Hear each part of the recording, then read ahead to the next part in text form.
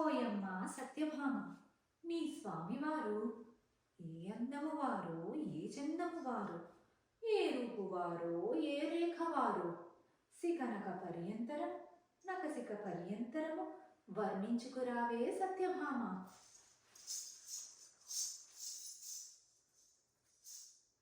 ఓయమ్మ, నా స్వామివారు శంఖము ధరించిన వారే ఓయమ్మ.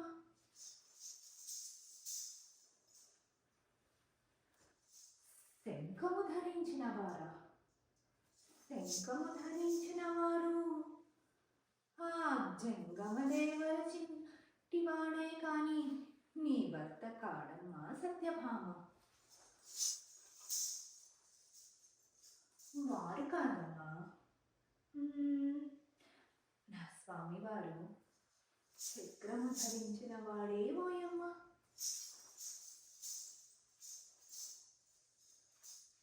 చక్రము ధరించిన వాడా?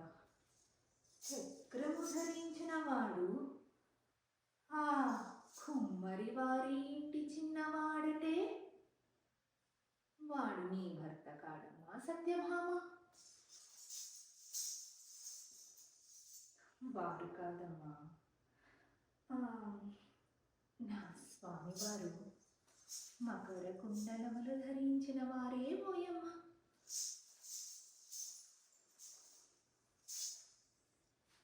ఓహో, నీ స్వామివారు మకర కుండలములు ధరించారు అంటే ఆ బ్రాహ్మణ వారి ఇంటి చిన్నవాడటే ఓయమ్మ.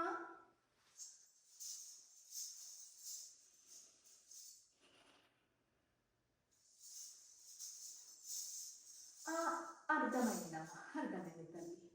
వారును కాదన్నమాట. వారు కాదంట శాస్త్రి గారు. మరి ఇంకెవరో చెప్పావమ్మా.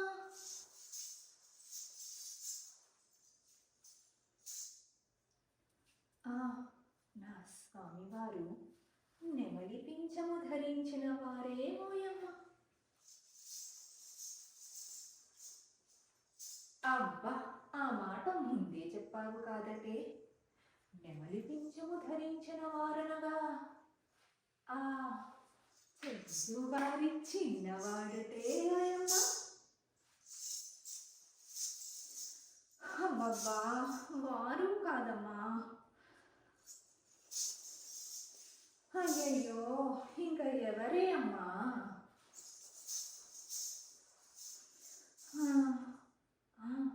నా స్వామివారు బావ, మరిది, మధ్యస్థులమ్మా.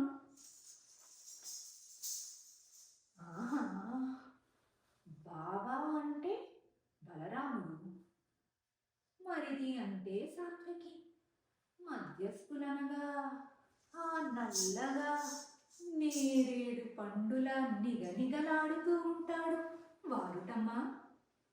ఇంతకీ వారు నీకు ఏమి కావాలనో చెప్పవే సత్యభామ.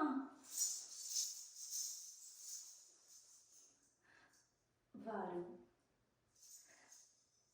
వారు వారేనమ్మా. పోనీ పేరైనా చెప్పావమ్మా. ఓయమ్మా మాధవి, ఇంతోటి మగవారిలో ఇంతోటి ఆడవారిలో సత్యభామ సత్యభామ మొగని పేరు చెప్పుట సిగ్గు కాదటే.